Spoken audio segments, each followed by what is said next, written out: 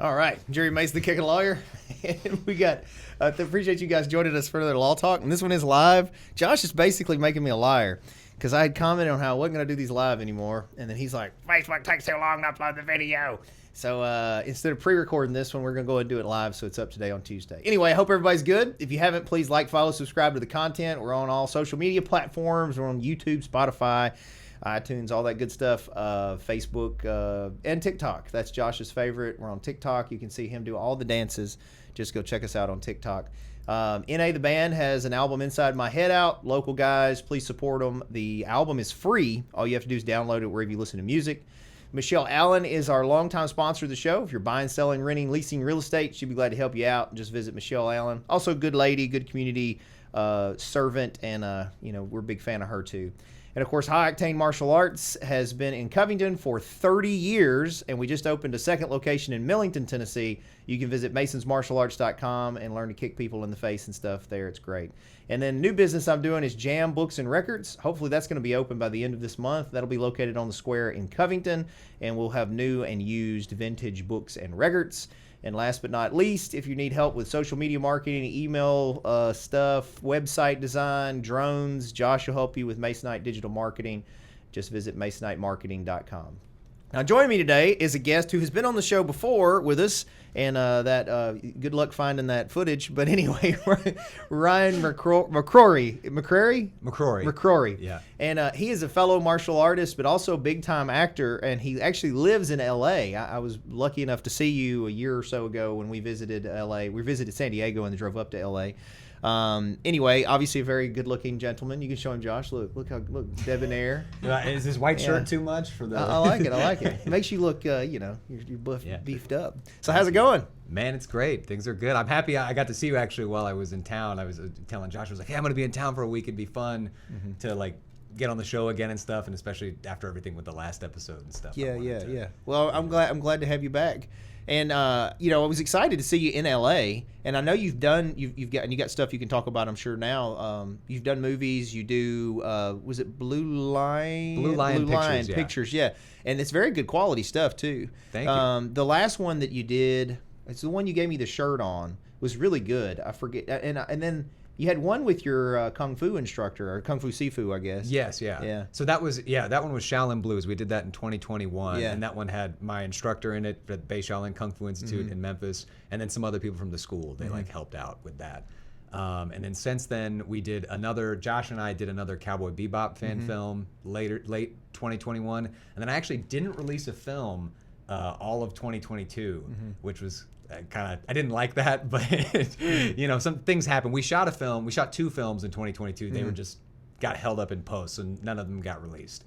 The first one was Fist of Fortune, which was a kung fu action comedy, which I hadn't done before, the comedic side, and that came out August this year. I believe it's on the Blue Line Pictures YouTube channel, but that's out now for anybody can watch. And then the other one was called Bloodline, and that one we're almost finished with post-production. We're wrapping that one up now. Yeah, and then you just got back from China, or were in China? I was, yeah. I went to first time leaving the country over an ocean, Sure. So it was the first time in Asia. I went to Beijing to participate in the first ever Jackie Chan stunt camp that's run by members of the Jackie Chan stunt team, which was so cool. It focused on specifically fight choreography and action filmmaking and martial arts in movies and stuff. Yeah. And there's really not any group better. And for people that don't know, they're world renowned, like Jackie Chan and his stunt team, at least in my opinion. For what they do. Even in the martial arts circles I'm in, we were aware of them and their stunt crew. There's a stunt crew in the organization I'm in, and they have actually trained where you're talking about, where you went. So Josh is going through some photos. Yeah, that was a lot of fun. It was all at his own private facility that I think he lived at during COVID and stuff. And so it was cool to go through and you see all the movie posters on the wall and stuff. And he even had all his trophies. We saw his Oscar. Did you get to meet him? No. I didn't get to, that wasn't promised. They said before you sign up, because I guess when they advertised the camp, there was a lot of fanboys that were submitting and stuff who didn't really weren't in that field, and they were we can't say. We're just going to say that he's not going to come. I mean, he might show up, but he was working on a movie or something, and I don't know if he was in Shanghai or wherever, but he wasn't even in the city. But we did get to meet a lot of members on his stunt team and people that have worked with him for years. Like the main instructor, Hey Jun, he's 5th generation Jackie Chan stunt team, and he kind of oversaw the whole thing, and it was just, it was life changing. You know, it was like, I just felt like a sponge. Like I was trying to absorb, like they're just dropping little nuggets of wisdom like every day, and it was a 7-day intensive like camp, and like you wake up, you eat breakfast, and then you go to the training facility. You're there like all day until dinner time, and then they would give us some homework or something, and we were paired up in groups and have to work on a little film project or something. We'd be editing all night and then get up, do it again. And it was just really, really cool. I feel like I learned a lot, and I want to take those things I learned and implement them into my action films now that I'm back here. Well, so in LA, and I know you're doing, trying to do leading man stuff too, but on the stunt side, have you looked at that as an option to do some, because and the reason, here's why I ask. So I've known some people again in this world, and it seemed it's very selective, like to be in that group. Once you get in there, you're in, but it's hard to get into. I feel like it is a little bit like, it's like a, I guess you call it like a boys club. It's like you got to know somebody, and then he'll bring you in, and then you do a good job, and then it's kind of word of mouth. You know, it's still kind of like an old school type of like business in that way. But you know, the thing that sucked is I moved to LA, and I was thinking, okay, COVID's wrapping up, like they're gonna start making movies again, and then like strike happened.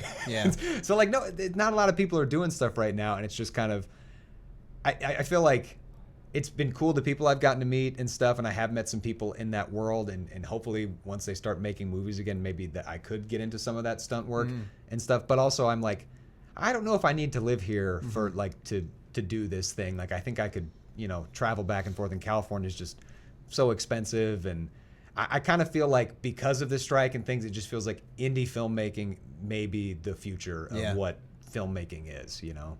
Well, so Michael Moe is a good friend of mine, and he lives in, I want to say, Once Upon a Time in Hollywood. We were talking played about Bruce Lee. He lives in like Iowa. Well, the point was he doesn't live in L.A. and he's, I mean, I don't know that he's A-lister yet, but he's been in the movies with A-listers. Yeah. He was in Inhumans and played in the Marvel universe. I forget which character it was, the lizard-looking one or something, or fish-looking one. I don't remember anyway. But my point is, he's doing great, you know. And he trained in the other organization we were in with, I don't know if it's the same group of guys you did, but they were Jackie Chan stunt guys, and that sort of opened the door for him to get in with some of them. And it's kind of like an empire. I mean, they have, it's become like this huge business. You know, it used to be just stunts. I met a guy named Jerry Lau. He's Kung Fu Jerry on Instagram. Really cool guy. He was doing some of the teaching while we were there. He's not a member of the Jackie Chan stunt team, but he's under their management as an actor. So he's a martial artist, but they manage him as an actor because he does that stuff too. And so, yeah, it just feels like that it's just growing into this.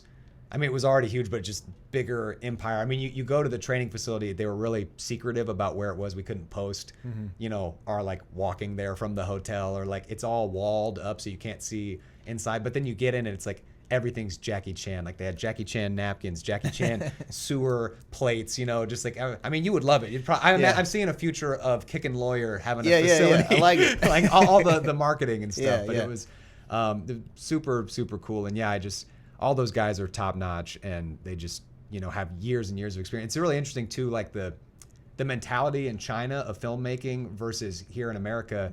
It does feel more kind of like the way they described it, the independent film scene, because like here it's become, you know, if you work in a union film, you get hired and you do that job. Like if you're on a stunt team and you're like a wire puller for a stunt, they're going to do, you are the wire puller, and that's all you do for the day. You do anything else, you're going to get in trouble and stuff. Where like in China, they're a lot more low budget, and it's kind of like all hands on deck. And like when you're on the stunt team, you're like either I think it's like a stunt performer or like, and then like a stunt artist or something. And you'll be doing the stunt 1 minute, or then you'll move over to wire pulling, or you'll do this or you'll do that, or maybe you'll help, you know, change a light bulb and climb up something. You know, they just, it's kind of a all hands on deck mentality. Just like independent filmmaking. No, literally, yeah, it's like the same kind of thing. But I like that, you know, because it feels like you're more involved in the creative process, and you're not just like sitting around waiting all the time and just like, okay, come do this one thing we brought you out here to do, and then okay, now go back and sit down.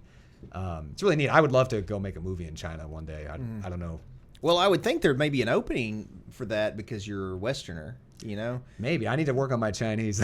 That's true. That's difficult. So I told you I went to Beijing. I actually went to China twice with the U.S. Taekwondo team. And so, of course, Taekwondo, is my root system. And so I got to go to Korea 3 times, and that was, of course, a huge deal. So I'm curious, with you being a Chinese stylist primarily, what was it like for you to get to go to the motherland there? I mean, it was really cool. I mean, I did enjoy it. I think I still, bucket list thing, I know it's kind of become Kung Fu Disneyland, but I would like to see the Shaolin Temple one day. So that would feel more like a Kung Fu pilgrimage for me. This was sort of just more like I flew into Beijing, got to the hotel, and then was just like, we only had 2 tourism days. The rest of the time I was just in the camp. So I didn't really get to explore a whole lot, but it definitely was like a culture shock because all the other places I went, I could find people that like spoke English and stuff there. Mainland China, they all speak Chinese, and I'd get in cabs, and it's crazy. All their currencies like mainly digital now. Like you can do cash, but most of them they want you to have an app to pay. So I would like take a cab somewhere, and I had terrible phone service and stuff, and I'm trying to pay this guy on Alipay or whatever I was using, and it's like he's waving this QR code at me and yelling at me in Chinese. I have no idea what he's saying. I'm just like, I'm so sorry. And it's like loading. I'm trying to show him. And luckily I didn't get in a situation where I couldn't pay the guy, but there was a few stressful ones where I was like, I don't know what's going to happen. We're in traffic. He's trying to get me out of his car. My phone won't pay. And finally it did, but I got a little nervous that I don't know what you do in that situation where a cab drives you somewhere and then you can't pay him. Like, did they drive you back? I don't know. In China, I'd be nervous. I was trying to do whatever they told me. I mean, even the airports were crazy. I'm sure you'd be interested in this, but you get there, and when you're going through customs or whatever, they scan your fingerprints and face scan and everything. And so they've got all my stuff. When I went, they didn't do any of that. Yes. It was a lot. I went to China in 99 and again in 02. And when we went, we were there as a group, so I think that was a little safer. You were there solo? We were responsible for getting there ourselves, but then they would get us from the airport to the facility, and then I was with a group the rest of the time. But it was just getting there and then leaving. Everywhere we went, we had someone that was spoke Chinese fluently. There was some tour guide we had. North Korea was different. North Korea was scary. Oh, I bet. Because the people you can't be around the people, and then they assigned us a communist escort in North Korea, and they weren't nice either. They were like, they literally told us in North Korea when we got there that we hate all Americans. That's what they said. They said, you're only here because you do Taekwondo. That's it. And it was not like welcome to our country, or it was like, and they even told us literally in the first hour, the communist escort guy told us that in 5 years they would conquer our country, that they would take us over. I was like, it's been 20 it's been 20 years. Good luck with that. I went to North Korea in 99, but my point was, when I went, no, it was still all. They liked American money too. Like you could pay with American money because they would hold it till the market had increased with the value of the dollar, and then trade it. Because is it yuan in China? It's yuan in China. Yuan in. So I had a layover. Yuan in China, I think. They've got the Chinese yuan or whatever it's called, but they also call it the RMB. I think the Chinese RMB, and then Hong Kong has their own dollar too. So that's kind of. Different. It was confusing. I still have a few of them because I think Korea was won and I think China was yuan. Anyway, and then North Korea, of course, had they took anything we had. North Korea was weird because I don't know how they do it now. I haven't traveled abroad in so long, but when I flew into China, they stamped the passport, right? You get in. In North Korea, they didn't stamp the passport. They took a separate sheet of paper and stuck it in, and then when you left, they took it out. Like to try to show, so that you couldn't say you had been there or something. I don't know. It was super weird. Yeah, they're really private. But we got to do a lot of touristy stuff, which I enjoyed. We saw the Forbidden City. We went to the Great Wall twice. I got to go to the Shaolin Temple. Did I tell you last time about getting whipped by a Shaolin monk? You did tell me. Was that like in like a subway or something? It was in like the street. The street. Yeah, we were just walking along, and they were over there, and I was all, I'm #1 in the world, Taekwondo. And paid the guy $5, and he just whipped my tail up and down the street of Beijing. Some just nobody Shaolin monk guy, which was good lesson because you can't underestimate people. But I have a ton of respect, and I think we talked last time too. That is it Kevin Miller? That's who's your Sifu? Yes, yeah. So I think, did I tell you about that when I trained with him briefly? You did. We talked a little. I mean, you could refresh. It's been a while. No, I don't have to go through it again. But yeah, I'm very familiar with the Chinese systems and have a lot of respect for them. And but anyway, I just figured you being a Chinese stylist. For those that don't know. back in the day, not so much now, but back in the day, if you were a karate guy, you didn't really care much for kung fu guys, who didn't really care much for taekwondo guys, because they were all sort of different systems. But post UFC from the 90s, fast forward now, that doesn't really happen a lot. Most people are doing some combination of everything anyway. But I still, I'm still a Korean stylist. That's the system that I'm best at, like I would assume. So do you, in LA, I know you're still training, are you doing Shaolin Kung Fu still? Or I am. So right now I'm training at the Shaolin Temple Cultural Center. It's in Temple City, which is like outside of Pasadena. It's kind of in that area. And I really like it. It's different than what I was learning in Memphis, but it's kind of like any martial art. You know, you learn your like horse stance and some of the basics, and then you can like apply that to every other thing. So it's been neat, and I've enjoyed seeing like a different perspective on this thing. But they are directly connected with the U.S. Buddhism organization and the Shaolin Temple, so like it's pretty direct connection, but it's also very like commercialized, I would say, but I have some really good teachers there, and I've enjoyed my time there. Yeah. Well, you probably need some of the commercial stuff anyway, more wushu based for movies, I would think. It's just like in fighting, a lot of actual fighting techniques that are effective do not look good on film because they're super short or fast, and so you gotta have the movie martial arts side of it too. I would love to do some like true wushu, like go to a school and learn some of that. Like I think that would be really, really cool. But yeah, at my school they do some of that, but not too much. I think I would need to go to like a specific wushu place. But I like it. Yeah, it's real showy and good for the movie stuff, and kind of you almost feel like you have to be a gymnast too. Like some of the stuff a lot of they that do, stuff you do. Yeah. So I never learned in the Taekwondo, there's not a whole lot of flipping. Now they've started to add some that people think is Taekwondo, but there's no flipping in Taekwondo. Now there would be this spinning. So we would do a lot of spinning like this. Like being able to do 720s and 540s and stuff like that is kind of a cornerstone of advanced Taekwondo. But the whole inversion thing is sort of a newer thing that they started adding for demonstrations. Talking about culture shocks though, and we might have talked about this last time, I don't remember, but LA. Yeah. How's that been for you, being a Tennessee boy going to L.A.? I mean, there's a lot of cool things. I enjoy the food and the diversity. It's really neat. I'd never lived somewhere where you go to different parts of town and you hear people like with accents or speaking different languages and stuff. And like, you'll never run out of things to do. I've been there about a year and a half, and my list is still long of like all the things I have yet to go do or make time for. But it is.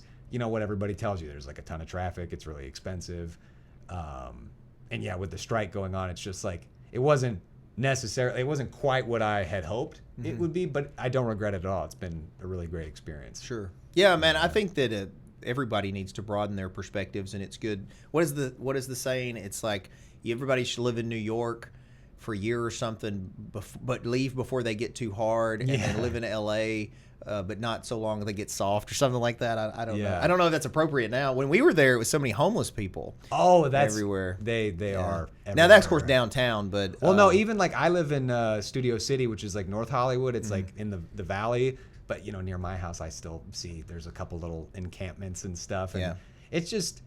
It's kind of like living in The Walking Dead, to be honest. It's like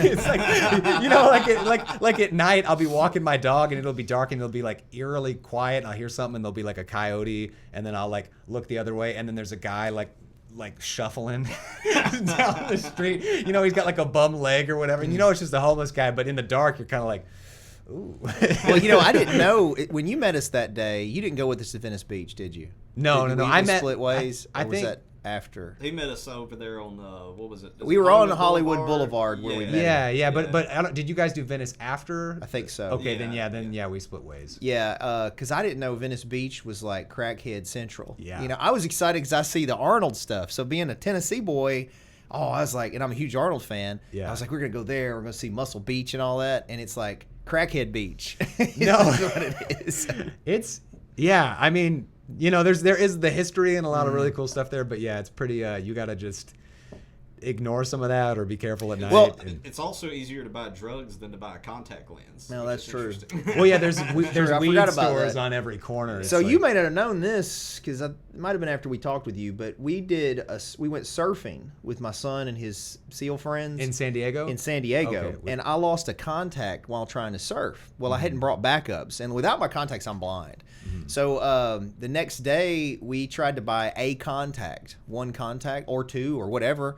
I even tried to book like with an optometrist, literally anywhere in the California area to get some contacts because we still had a few days and I couldn't see.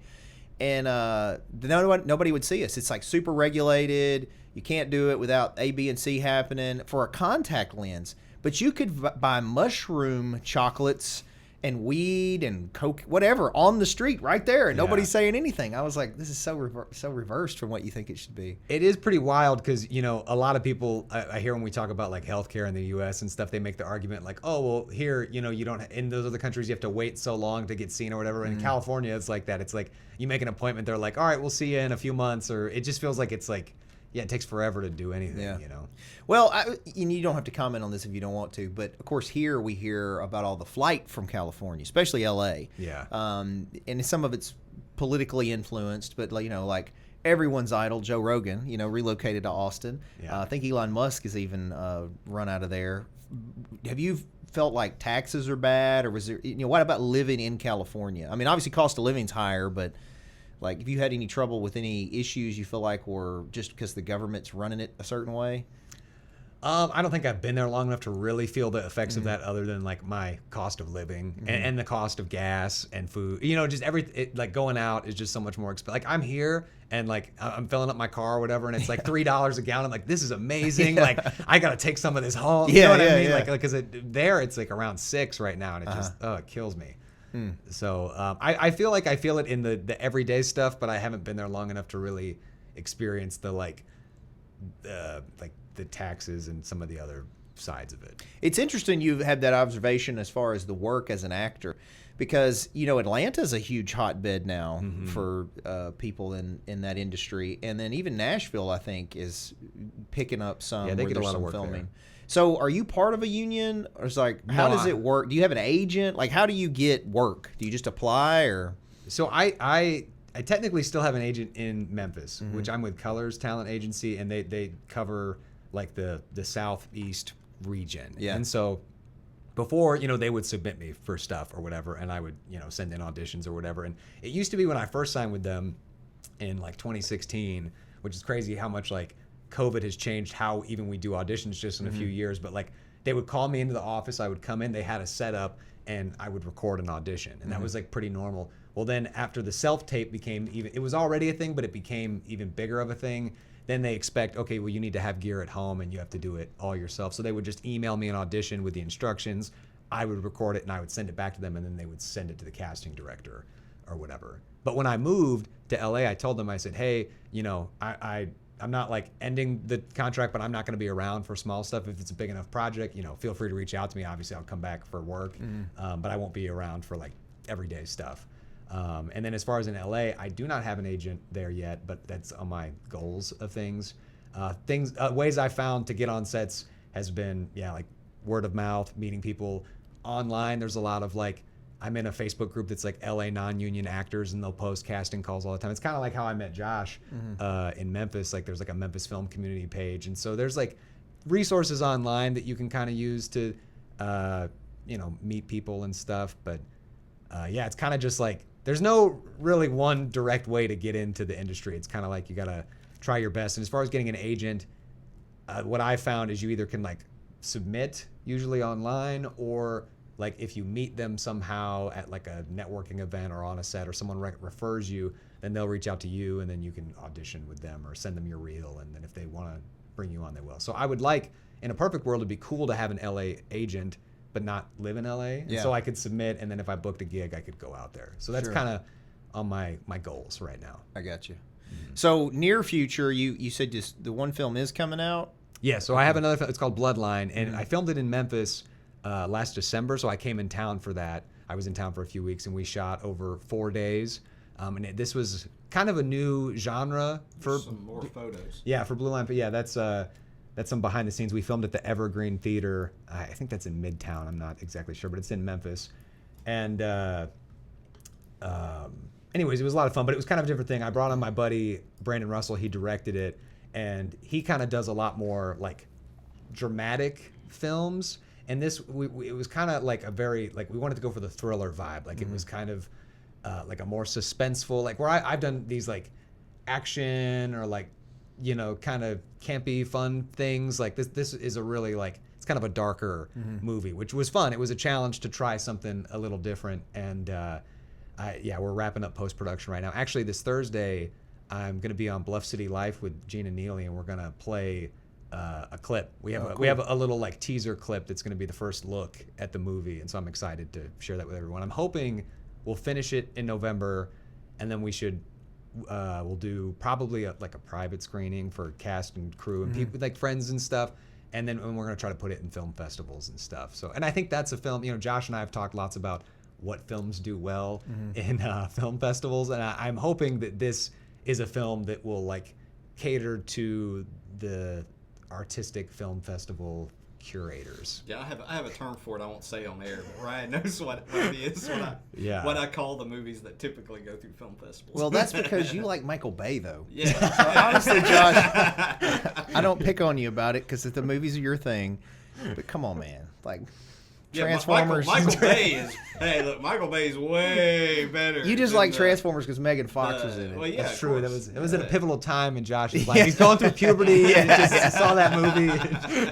It shaped me. What can I say? Yeah. If people want to see the film or find out more about you, where can they go? Okay, so to find out about it, we have a website now that Josh helped me with, the Masonite Digital Marketing. It's bluelionpictures.com, or you can follow us on social media anywhere: Facebook, Instagram, Twitter. I'm on TikTok. It's under my name, but I post Blue Lion Pictures stuff. And our YouTube channel, Blue Lion Pictures. You can look it up. It's youtube.com/@Blue Lion Pictures. And so we're going to be posting after the news segment this week. We'll post the first look clip. We're going to do a trailer, and then we will update people once it's in the festival circuit, and then it will go on the YouTube page, and that's where it'll live after it's had a short festival run. Yeah, and some of the other stuff they can see on that page too, I assume, right? Yes, yeah, we've got Cowboy Bebop. Well, the Cowboy Bebop's on the Mason Studio channel. Is it? Yeah, but I have a link. I thought it had the logo on it, the blue line. It does. So you all did it together. We worked out. Yeah, we just worked out a deal where he basically produced and directed those movies exclusively for my channel. So I basically handed Ryan money and I said, Ryan,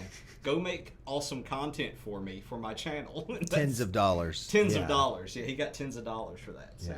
Yeah. Josh was the executive producer, so that's how we worked out the arrangement, was that it would live on the Mason Studios channel, and then Blue Lion Pictures was like the other production company. Yeah, so it was a cool arrangement. It worked well because he has the fan film audience, and so I thought that would be a better place for those shorts to live, and for people to see them and enjoy them. But I've got three other films right now that are on the Blue Lion Pictures YouTube channel that people can watch, and it also links to Josh's channel, so you'll be able to find them all if you go there. Okay, cool. So they can look at Josh's wonderful fan films, or the Blue Lion Pictures page. Cool. There's another question I was going to ask you. It was based on one of those pictures she showed. Now I've forgotten what it was. Oh, well, one question I'd ask is, so what is your like, and I asked this question, let me preface the question. So I read all the time. That's why I'm doing this bookstore now. Everything that I do personally has to be a passion somehow. You have a lot going on. So I'm out of the restaurant, right? I sold out of the restaurant, but the restaurant was because I like steak and bourbon and to wear fedoras. So it was like, that's good. That's a passion, right? Yeah. Everything's got to be a passion. I got the 2 martial arts schools because I did martial arts my whole life. And I do the books and records because if I do actually relax, I'll sit in here. They make fun of me, but I light a vanilla candle.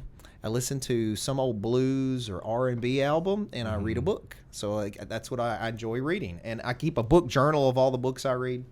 Anyway, right now I'm reading Arnold's new book that just got released. Oh, nice. And his first chapter is about vision, which, I mean, anybody that's successful will tell you that that's important to have a vision and to make sure that you're daily and weekly reflecting on, did I do things today that are steps towards this vision? What's this ultimate goal? And so like Arnold even did, kind of like you're doing, he came in as a bodybuilder to the U.S., then all of a sudden he was an action star, and then from an action star, which is what you've been doing, he started diversifying. He did comedy and stuff like that. Anyway, my question is, what's the long-term goal? Like, where is Ryan in 10 years? Boy, well, I would love for Ryan in 10 years to, like, be making money off of Blue Lion Pictures. That would be, like, a great 10-year goal. I really want, in the next 5 years, to have produced and made a feature film. So that's really what I'm working towards. I want to shoot that in Memphis. but I want to make a feature film because I feel like that's the next step from short films, and then just like establish myself as like an action actor and a producer of my own content. So and it's weird because like I feel like, you know, when you used to be like in the like 20 plus years ago, if you were like a director or a filmmaker, that was a very specific thing. But now it feels like filmmaker and content creator are very like synonymous. You know, they kind of, it's almost one and the same now, because not only do you have to like make a good movie, but then you have to make reels to like promote it and post and you're like promoting it's all like where it was like maybe several people's jobs before, it's all become like everyone's expected to have all the skill sets to do this thing. Yeah, you know, in music, so the Book and Record Store, I'm thinking about putting a recording studio in it, and I sort of delved into the music production world with my son's band. That NA, the band's my son's, and we even took them to Nashville to record an album, and I got into that for a while on how it was as a business. And one of the things I learned from a lot of the producers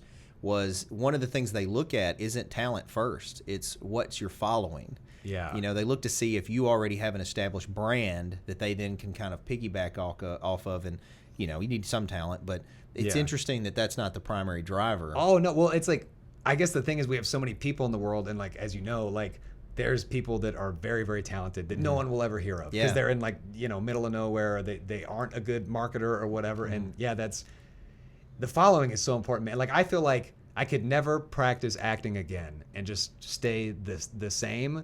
But if I got 1 million followers on Instagram, I would work it all the time. You know what I mean? And it wouldn't matter, you know, because they'd be like, oh, these are built-in like customers basically that will view whatever we attach him, you know, on this thing. So you kind of have to have both things, and sometimes, you know, one thing can take time away from the other thing as I don't know, but I think it's all good because the more you understand and can be independent, I think is helpful too, because that's also what I see with the future of the independent film thing. So like what I want with the Blue Lion Pictures is like ownership of my films. So like I'm not worried about if there is a strike or if there is a thing that like, oh shoot, how am I going to make money, or I'm out of a job. It's like, well, I'm in charge of my own, you know, business and the future of that business and what we do and stuff. And I think, you know, I would like for that with Blue Lion Pictures, you know, and like to build that following and stuff. So I always have that. And so I'm not like dependent on another person for work. Cause I feel like acting is kind of like that, you know, it's like you go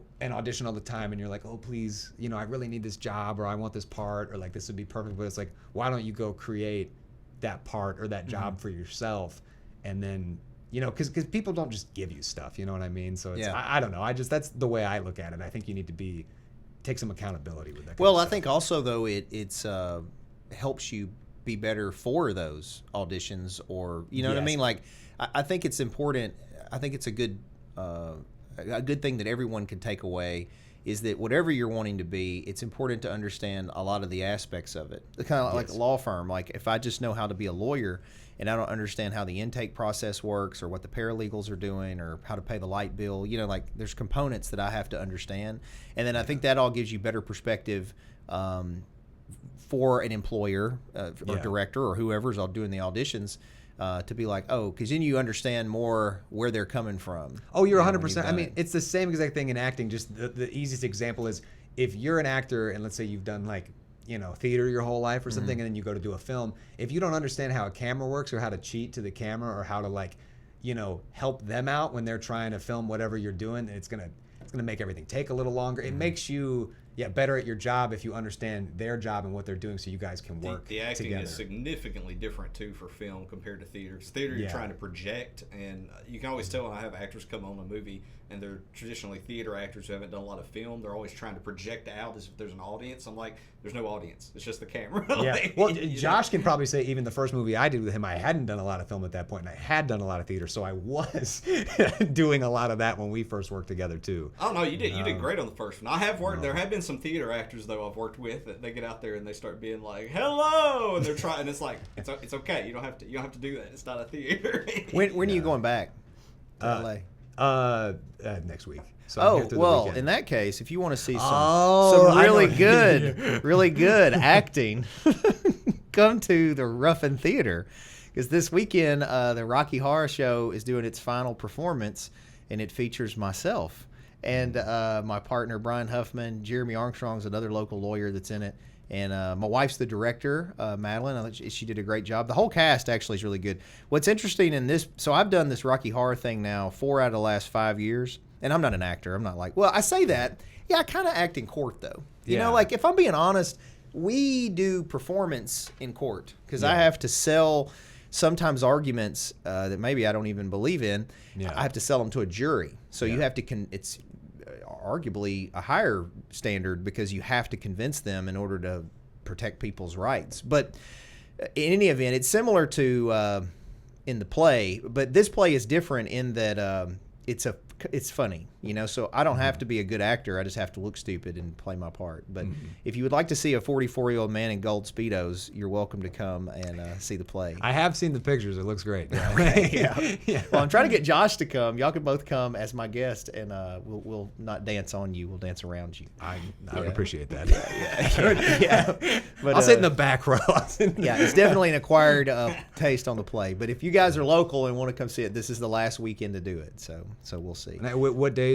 It's this weekend, Friday, Saturday. Okay, nice. Yeah, it's Friday, Saturday at the Ruffin right over here on the square. Starts at I think 8 p.m. Tickets are like $15, and they do need to get them in advance. It actually does. I don't know that we've sold out, but it has gotten close the last few years. It's become kind of a local community thing for people to go see around Halloween. Yeah, adults. It's not for kids. But anyway, it's fun. I enjoy it. It forces me to. I lost 25 pounds this year for it. I have to lose weight to do it because you know nobody wants to see a fat Rocky. So I enjoy it. Well, I saw on Facebook, how's your leg doing? It's better. I'm still not 100%. Like it's a year. Sunday was a year since I tore the hamstring. Wow.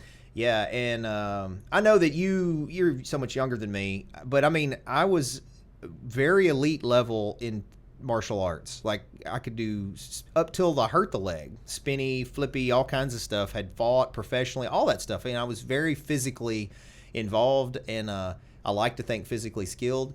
And I've been injured before, but this is the worst injury I've ever had that has derailed me the longest. So I'm probably 75%. Like I can spar again and I can kick again, but like to jump spin kick and stuff, I have not done the split since then. So I don't know where my flexibility. It's not near like it was. It takes a long time. I mean, I pulled my hamstring last year. Not as bad as you, but it did feel like I was derailed for like at least 6 months of just like. All my flexibility immediately like shot. And just like I had to slowly, you know, get my strength back. And well, I lost muscle. I was down for like 3 months, couldn't do anything. And I know that I lost muscle and definitely flexibility. What's interesting is where they attach the hamstring back to. It works, but it is weaker, and I'm very conscious of it. It's like I can feel the mesh that's in there as I move the leg. And then another thing is, in the process of rehabbing that, I tore my Achilles tendon on the same leg. So it's still messed up. My ankle is still swole from the Achilles tendon.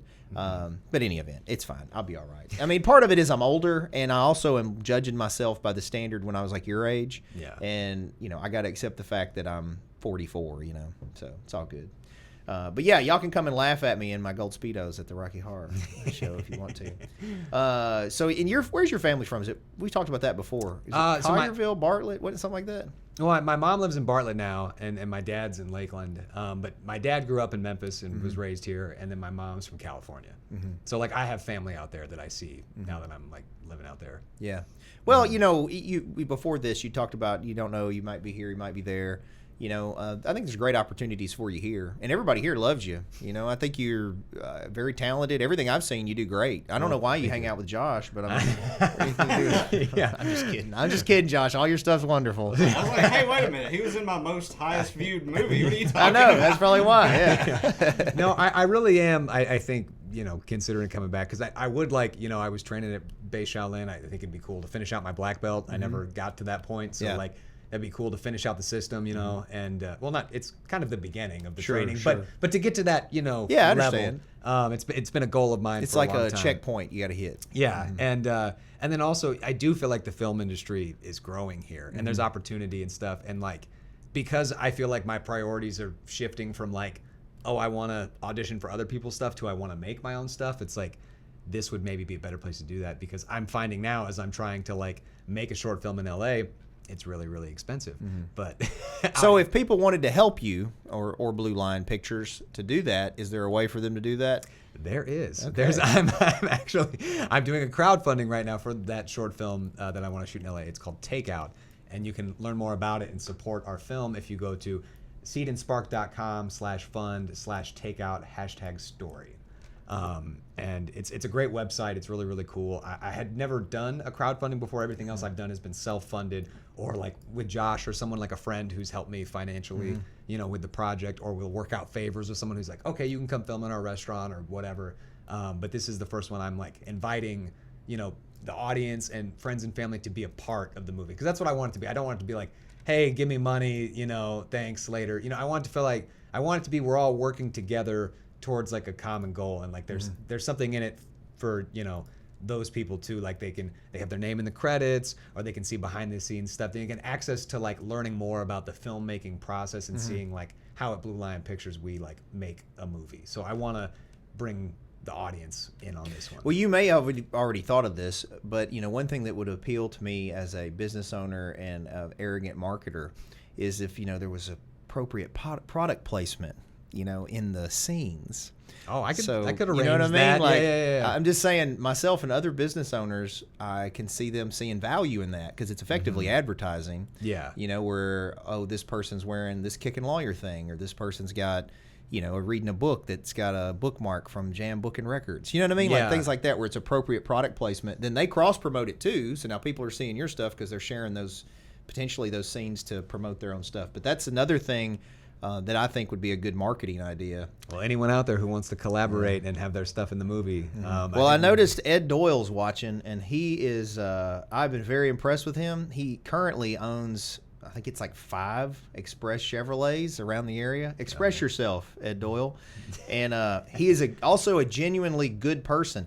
When I first met, I bring him up because he supports everybody, and he'd be a great one for you to meet and talk to. He's also a good mentor. Like, he's a really good business-minded person, I think. He even gives me direction on stuff. But when I first met him, I was like, this guy's something up. He's too good to be true, because he's like preaching on Sunday afternoons in the park for at-risk people to come to and feeding them for free out of his own pocket. And I'm like, what's it got to be? There's something going on, something he's trying to do. But he's genuinely, I think, a good dude. Anyway, he's apparently watching, and he'd be a good one for you to talk to, too, for pointers, but also potentially for sponsorship. He's a good dude. Yeah, because like I feel like the business aspect of filmmaking is where I'm trying to bridge the gap right now, because it's like, okay, I feel like I'm learning pretty well how to make a movie and like perfecting and honing that craft. Now it's like, okay, how do I turn that into, like you said, something people want to invest in, or that we can make a profit, and so I can continue to like feed the machine and invest back into the movies versus like working my day job and then throwing all of that money, instead of having a savings account into like films and stuff. Another thing I just thought of that could help, that this is, again, local businesses. I don't know that it would sell in LA, but I think here it would, is, for us, you are a movie star. You've lived in LA and lived the life. You're an actor, right? And that you get paid to do spots to promote the individual businesses. You know what I mean? Like, I do Kickin lawyer stuff where I'm kicking. Could always have you come in and be the kung fu guy, to promote Kickin lawyer stuff. You know what I mean? Yeah. Like, is this something else that you could get into? Yeah. You probably even credit that because you're really doing an ad, and they're paying you for the ad, for the appearance, but it's acting. It's a commercial. Yeah. So you'd be surprised at people that would do that kind of stuff. Okay. Yeah, well, locally. I'm open to anything. Michael Hamilton is also watching, and he also has a business and also does marketing and would also maybe be interested in supporting you. So appreciate any of the local businesses to help him out. Tell him one more time where to go to find you, support you on all this stuff, and then I'll let you stop sweating and get out of here. Okay, so you can go to seedandspark.com/fund/takeout #story to learn about Takeout, the action comedy film that's Rush Hour inspired that I'm shooting in LA. It'll be my first film in LA as a Memphis filmmaker. Nice. And then if you want to learn anything else, you can also go to BlueLionPictures.com or our YouTube channel to see our old films, learn about upcoming ones, who we are, what we are, kind of movies we make, etc. Sweet. Well, Ryan, I appreciate you taking the time to come see us. We're proud of you for being out there. I'm just proud of you for being amongst all them politically diverse people in LA. So, well, thank you, Jerry. I wish you the best of luck. Thank you. I appreciate you having me back on. Oh, no problem. And this one will stay up. So anyway, and I thank all you guys for watching. As always, don't forget to like, follow, subscribe to the content. I always forget to ask you guys to follow the Kickin lawyer stuff. I should do that more, but If you don't, please do. I do all this stuff that you can make fun of, and it costs you nothing. So just follow and like and subscribe, and it helps us out. And then, of course, we're on TikTok. I really do hope you guys go. I've never had any of you comment about the dances on here, and I'd like for you to go and probably because there aren't any. Well, that's what I'm saying is if they would go actually check, they would see that there are no dances. Are no dances. And then, of course, there's Noah in Austin. Noah is actually in the Rocky Horror Show this weekend. He plays Brad, does a great job, but download their album Inside My Head. And then Michelle Allen, as I mentioned before, is a longtime sponsor, would also probably be interested in sponsoring you guys. She's your go-to in area for buying, selling, renting, leasing real estate, and I know her really well. She's a really good person. Mason's High Octane Martial Arts. I've run that place 30 years. We talked about that a little bit. Visit masonsmartialarts.com. We have a 30-year special right now, so just visit the website there, and you can check us out. And then Jam Book and Records. I am still taking, if you want to donate books, or I may even purchase them if the price is right. We're buying vintage books and records, and then we're also going to have new books and records there when that place is open. And then we also discussed briefly Masonite Digital Marketing. You just visit Josh's stuff, and he'll be glad to help you with online branding, social media development, websites, commercials, etc. You can also check out Mason Studios, I think it's still up, which has got some of his other stuff that he does, and give Josh a follow also. So appreciate you guys taking the time to watch us today. We try to be here every Tuesday with what I thought was going to be a pre-recorded podcast, but sometimes I guess it'll be live. I hope you have a good rest of your week. Keep kicking.